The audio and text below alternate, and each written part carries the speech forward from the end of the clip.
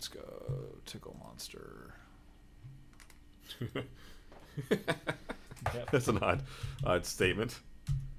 Let's go Tickle Monster.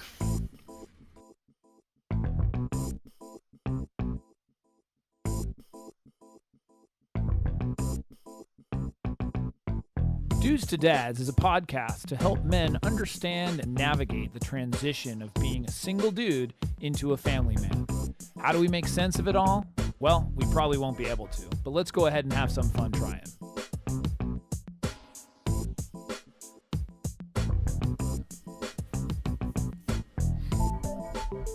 All right, welcome to another podcast, Mr. Alan Bush. Right on. That is my name, and your name is Jason Kradman. That is. Yes. I kind of like that. Maybe we should introduce the other person rather than us introducing ourselves. It's kind of nice. Yeah, it's got, yeah. Because people always trust somebody when somebody else talking. Yeah, that's true. So maybe I Think about that. I don't know. I don't know where I'm going with that. But it's better when you're live and you can point to the person. This is That's Jason true. Kradman. That's true. That's a good idea. So I'm going to switch it up today. Oh, okay. I know. I did this like way back Yeah. where I totally changed the format and I said I live on the edge. I'm Yeah. one of those dangerous type of people. You know, that's why my wife married me, is because I live on the edge and I'm dangerous. Harley Davidson. Yeah, I got drinking a whiskey. leather jacket. And, you know. It's the opposite of what Yeah. it is. Where's my bow tie? No, I'm not that. Well, I am pretty straight laced, but yeah. So, but anyways, I decided to switch it up a little bit. Okay. Hopefully you can, follow along, and those out there can follow along because of this drastic change. Sure. It is quite drastic. Basically, we're going to start out with a quote. Oh, starting with a quote. Today. Yeah, we're going to start with a quote instead of finish with a quote. Great. I like to switch it up. I'm crazy. I live on the edge. Right. That's of course. what I like to do. Yes. So we're going to start with a quote. You're a cliffhanger. And this one is by Harry Truman. Cool. Yeah, you're gonna and don't ask me the same question about where I got this. I I get know this you from where my you got this. secret. Where? From Harry Truman.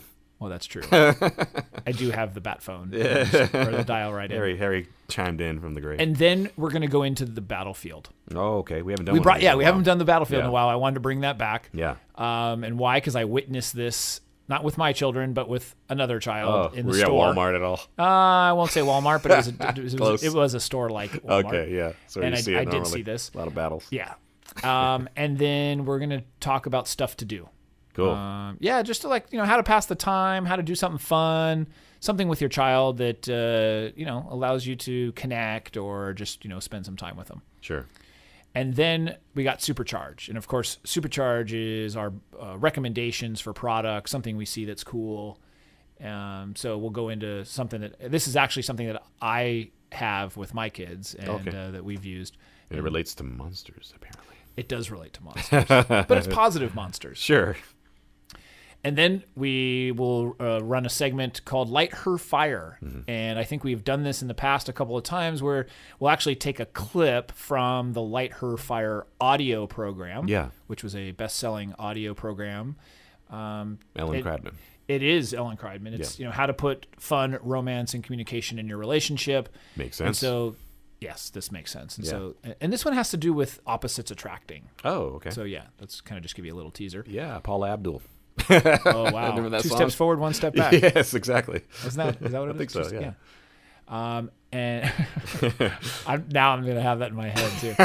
And then we're going to go into, or actually it's the last part of the segment. It's because we did the quote in the beginning. Yeah. Is some homework. Right. Good homework. But what I like to do is, although we're giving advice and stuff, we have to actually have some actionable items. I like that. Yeah. The idea is you listen to this podcast. Okay, now what do I do? It's not, Right. Of course, we're trying to be entertaining, Sure. But I think as far as practicality, you want action items so that you can actually, take something out of it and apply it, and then also get back to us with some results. Yeah. So that's what we love to hear is stories, questions, feedback, anything. You can email us at podcast@dudestodads.com. That's right. And or visit the website at www.dudestodads.com. So let's get into it. Right on. First is the quote. So this quote is by Harry Truman. Yes. Harry S. Truman. And the S is for I'm not sure. sensible. Smart? Smart. Harry Smart Truman. And the quote says, I have found the best way to give advice to your children is to find out what they want and then advise them to do it. Yes. Yeah. Let me read that again. Yeah. I like this. I Okay. like this one. I have found the best way to give advice to your children is to find out what they want and then advise them to do it. Talk about empowerment.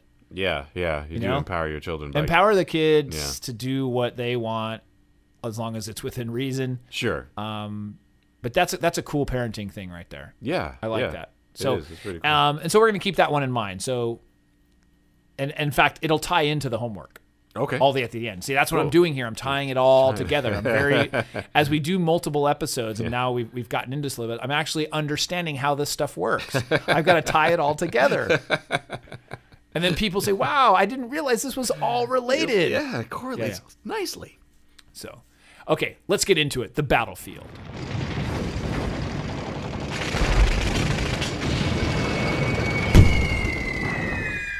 So this segment of the podcast called the Battlefield is about clothes. Okay. Wartime clothes? What's that? Where the clothes? No, not the colonial cloaks and stuff. Basically, kids when they're toddlers, often, not all the time, but you see a lot of it. Yeah. They always want to wear a costume. Okay. They all of a sudden become just amazed. Yeah. I don't even know the word. They just infatuated with costumes and characters and things like that. Sure. And we made the mistake. It's not a mistake. It was conscious that our children didn't watch a lot of TV or movies. Occasionally we'd watch something because we just don't do that very much. And so, for example, my son with the Toy Story, he was Buzz Lightyear. Yes. And he in fact, he came into the office. That's right. He came into the office. I totally remember that. He was Buzz Lightyear. And everyone's like, what's up, Buzz? So we had to get multiple costumes because he would wear that same darn costume over and over and over again. He was Buzz Lightyear. He thought he could fly. He just everything. Yeah. And I this is common because I talked to other parents. Infinity and beyond. Yeah, I talked to other parents and they're like, oh yeah, we've dealt with this. So the interesting part about it, or the battlefield is that oftentimes you don't want the child wearing the costume. And in fact, when it first started, I was like, why are you wearing the costume? We're going to the store. You're not wearing a costume. I literally I had never experienced this. I didn't know about it. I just, I was sort of that parent. It's like, you don't. It doesn't make any sense. Yeah, it doesn't make any sense. And you're not presentable. Or, hey, we're going over to our friend's house. No, you're not wearing a costume. Put on your, your pants and your shirt, And it became a battle. Yeah.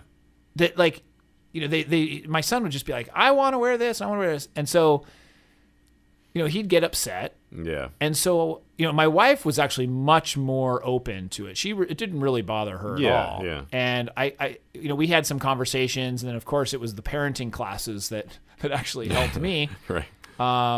Locally here, I'll give a plug to the parenting classes, The Joy of Parenting with Susie Walton. Oh, was okay. Was the classes that I took. And just incredible insight. Susie's amazing. The idea of having these classes available was just awesome. And so I went through that. And one of the things was just about, the fact that these kids are wearing the costumes, and really what's the reason behind us not wanting the child to wear the costume is we feel like the children are a reflection of us. Yeah, absolutely. And you feel like you're getting embarrassed. And if somebody's looking at that going, oh, how could that parent let that child wear that? Walk all over them. Yeah. How could you just let your child wear a costume? Yeah. And it was interesting because I really took a step back and realized it's like, what the heck does it matter? It's an ego thing. Totally ego. It totally does. Yeah. And it was funny that there was a teacher in one of the classes, and she said she actually could tell a lot about the parenting and the parenting style based on the clothing of the child. Mm-hmm. And she said often kids will come, especially when they're younger, with two different color socks or something. And the truth is because the parents allow their children to dress themselves. Sure. And it's not that the parents are lazy. Or it's that they're colorblind. Yeah, but it's not that they're lazy. It's that they're open and they really just don't care about it. Yeah, it's just not that big of a deal. Put two on, I'm good. Versus other parents are just so adamant about making sure their kid's hair is gelled or the girl's is in a ponytail and it's exact and it's perfect and their clothes are perfect and everything else. Right. And the fact is when they're that young, it's just like everything gets ruined. Everything, it's just not that big of a deal. Do you find that there's some middle ground between those two things? Because you want your kid to have some sense of like looking presentable to some degree, and not the cereal in their hair type of thing. Agreed. Right. Yeah. I mean, when they're really young, I mean, you do want them presentable, but I think it was more the Take choices. the Apple Jacks out of your hair, please. I think it was more the choices of what they're making. And so like, yeah. the socks or like my daughter would wear like 3 different skirts, like, or she'd wear like shorts, or she'd wear tights, shorts, and then a skirt. Yeah. Like all together. Yeah. And it's like, Layered. Okay. Like, yeah, like if that's what you want to wear, that's what you want to wear. Now, if we're going to go out to a nice dinner or something like that, it's totally different. Well, that makes sense, yeah. But the idea, or if there's some, school requirements, you can't let them do that once they start like preschool or something. But, on your own time and when they're doing, like, who cares? And really, it's like, that's really about for the battlefield. It's like, it doesn't have to be a battle. And the only reason I say it is because in my house, it was a battle for me. Sure. At first. Yeah. And it was an unneeded battle that I really didn't have to make. And so it was like, yeah, you want to wear your costume? Wear your costume, man. Yeah. I mean, granted, you've worn it now 6 days in a row without it being clean, so we had to get another costume. Let's try something from not Pixar. Yeah. What I was saying is we made the mistake of not watching too many different movies. Oh, right. So he would watch the same movie. I was like, okay, we need to just allow him to watch movies. Get him watch Superman so he can dress like Clark Kent. Superman and Batman and all these different ones. So it's like, okay, maybe, but then we ended up having to, then you'll have to go get all these costumes. Yeah. So, well, Clark, you got your own, little mini tie and a glasses, that's true. just like Clark Kent. Yeah, well, actually, we did that for Halloween. So, Did you? Yeah, and then we were the Toy Story family for Halloween. Oh, too. funny. Yeah, some great pictures. That's awesome. So that's just something. I think the battlefield of just let the kids wear. Let the kids wear their costumes. And that's a good point you brought up. That it wasn't necessarily a battle with your kid. It was a battle with yourself. Right. And your kid had nothing to do with it. He's like, what's wrong Yeah, I'm with like, this? why am I getting upset? It's like because I'm concerned at what people are going to think. Yeah, yeah. It's like, you know what? The kid's a young kid, and it's funny because when you do let them wear the costume, and other parents see you, they just smile. Yeah. Like, you're in the store, you're in whatever, and the other parents are just like, oh, I remember my kid. I mean, so many times the parents would come up to me and say, oh, I remember when my kids were that age. Yeah. That is just magical. And it is because they have older kids, and it's Yeah. like you're remembering that age of just fantasy and just the thought. So it's pretty cool. That's cool. So, all right, let's move on and go with stuff to do.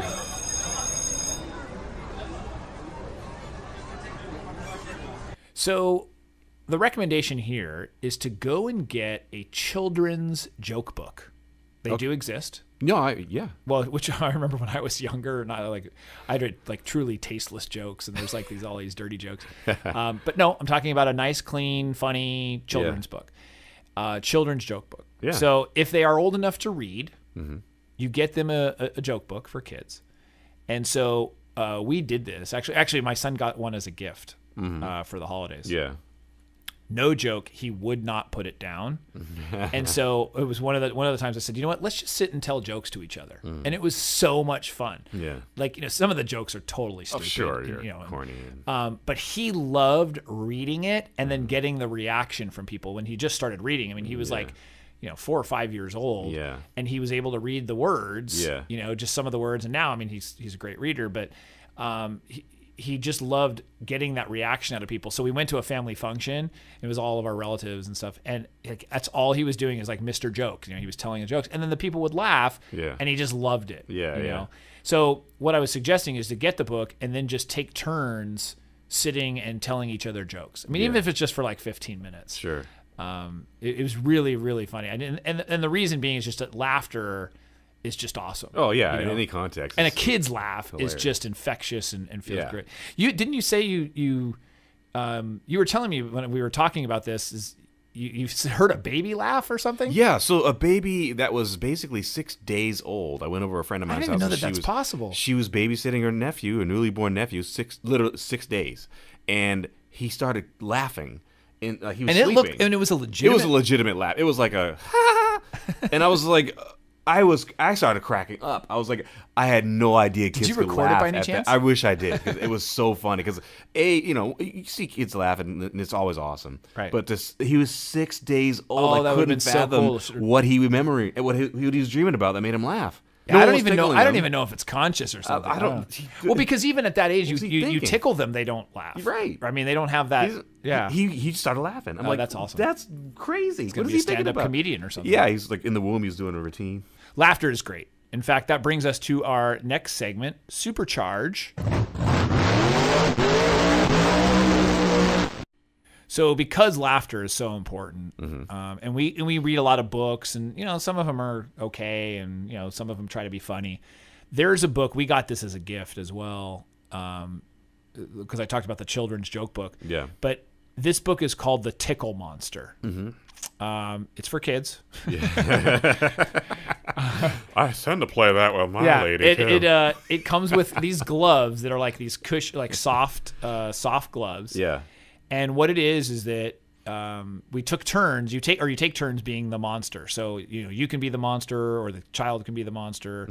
And what you do, and you read it, and then it says like all right, it's the story about the monster, and he's tickling the person's toes or their knees or their earlobes or whatever. And so it goes through different parts of the body, and you tickle them. And then at the end, you like just go, and it's like they tickle everywhere. Yeah, yeah.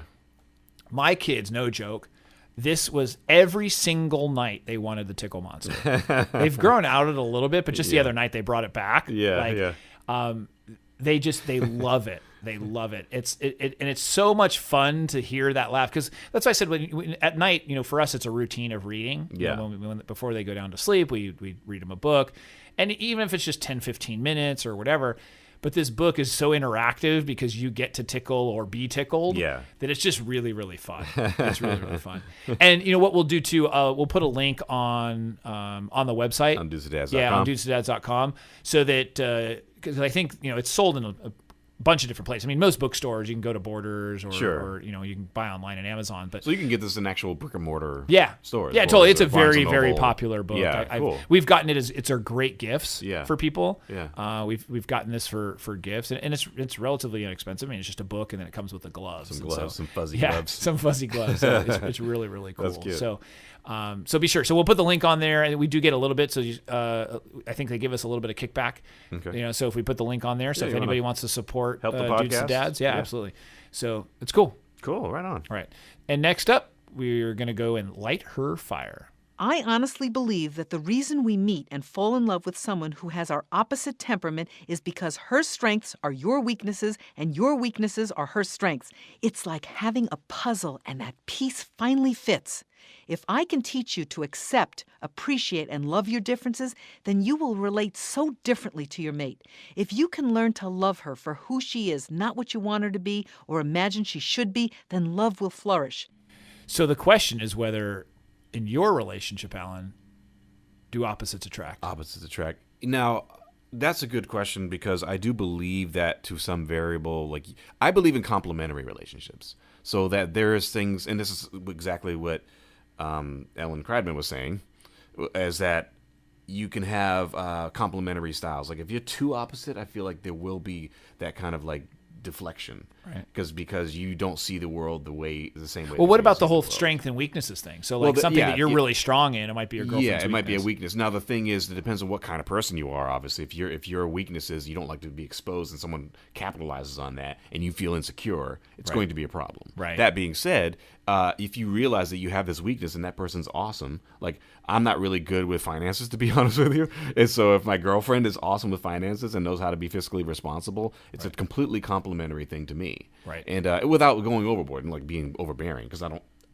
I would react very vehemently against someone who's overbearing. That's the opposite of me. I'm not an overbearing person. So if someone is overbearing, there's an opposite clash. That's why I say complementary is probably a better phrase for me. It's more, it's a yin and yang type of thing. No, that makes total sense. Yeah, I think I totally agree with that. I mean, I think it's kind of the same with myself and my wife. I mean, we're very complementary in many aspects, so that totally rings true. There are things where I'm conservative, not politically conservative, right. but just I like privacy and things like that, where my wife just doesn't care. She's a free spirit that way, and it's like there are times where I might be uncomfortable with that that freeness that she has, but it's also what attracted me to her. Yeah. And then at her side, my conservative nature can be a little bit restrictive for her, but then also appreciating and saying, you know what, but he's, consistent and solid and, that kind of thing. Yeah. So there's sort of that good dynamic. So I think that does ring true, in many different aspects. Yeah. Yeah. And I do like that aspect of having a kind of someone who augments the places where you're not so strong. Right. And I think relationships should be like that. You should be able to, if that person's feeling down, then you know how to pick them up, and vice versa. Right. And so, but I totally agree with it. That's cool. That's cool. So let's move on to the last segment, homework. So we're going to come back to the quote. This was the quote at the beginning of the episode. Okay. Let me go ahead and read it again. All right. Because the homework has to do with that. Okay. So in case you forgot from... 15 minutes ago. Well, or in case you're just joining us, although, that's right. This isn't live. They can't just join us. Rewind and listen to it. They can just push backwards. So the quote is, I have found the best way to give advice to your children is to find out what they want and advise them to do it. All right. So you ready for the homework assignment? All right. Because we want homework assignments that are actionable items. Yeah. So that people can take what they hear from the podcast and actually go do something with it. Right. All right. So sometime within the next few days, when you're about to give your child advice, pause and then think about what was just said. In the quote. Yeah. So instead of giving them advice, ask them what they want and then agree to it. So what happens often is, as adults, we think that we're very smart.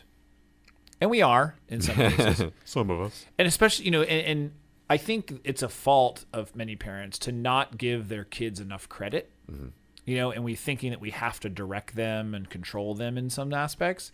Whereas the truth is that they are very capable often and typically much more capable than we give them credit for. Yeah.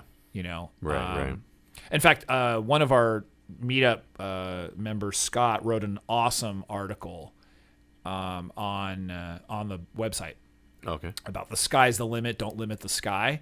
I invite everybody to read this. It's on Dudes to Dads? It's on dudesdads.com in the blog section. Okay. Yeah, and it's really about allowing your child some freedom and the freedom. And Scott is just a great proponent of this. He brings that to the table of allowing that freedom and allowing the kids to sort of do what they feel is right, or and in this case this was about risk taking. And so in that same way, you're going to give your child some advice on many different things, but instead of doing that, just maybe take a pause and just like, hey, what do you think we should do here?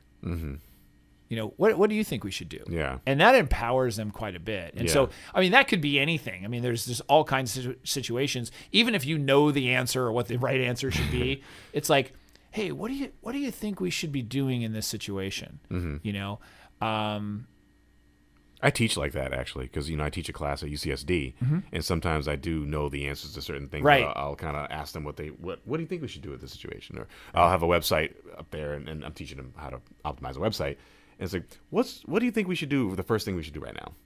We just went over this lesson, so if they don't know, it's like, were you paying attention? I have it right here, but what do you think you should do? Right. Look at this. Yeah, let's look at this, and I'll do it with them and kind of go through it. And they're like, oh, okay, yeah, and then they start understanding it better when they're actually empowering themselves to rather than just regurgitate what I said. Yeah, and I think for kids, they love the idea of helping. So you often want to give your kids advice. Sure, but you want to listen to them too. And so let's say, you're going to cook dinner or something, and you know that they should be eating with a fork, or something. You're saying, you know what? What's the best way, or what's another way that we could do this? That's a sort of very common thing, but it's, you're sort of asking them the question of like how to solve something, or you're allowing them that freedom. And I think that that's really important. That's interesting, because you could go into it like, well, you don't want to use a fork and you want to use your hands. But what about but your hands get really messy. How's that? Yeah, like how do we solve that? Right. Well, we can do this. Okay, well, we can do that. But then, you need a napkin. How many napkins did you just use? Right. 20. We ran out. maybe it's just better to use the phone. Yeah, parenting is definitely full of questions. Yeah, That's a good style of doing it, of asking these questions, and you may know the answers to them, but allowing them to sort of come up with the answer. Draw their own conclusions. Yeah, what we do, what reminds me is like sort of we do that sometimes when we're upset. I may say, hey, listen, I mean, like, this isn't working for me. Like, what do we do here? Yeah. Like, how do we solve this problem? You're mad at your sister and you're mad at your brother. Yeah.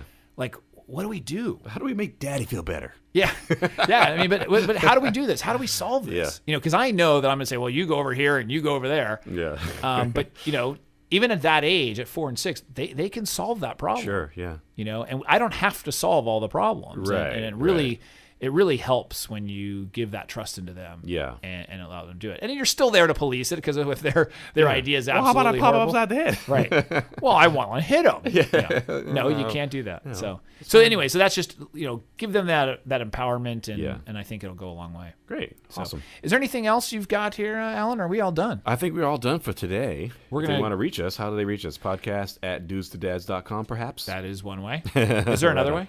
1-800. No, we don't have an 800 number yet. That would be cool. Did. That'd be cool. That'd I'll look be into neat. that. Yeah. Considering we don't have a phone. Well, we could use our cell phones or some way. I don't know. Yeah, but they're not calling live. That's true, but we have to have a live broadcast. We need to get a Dudes to Dads Twitter thing.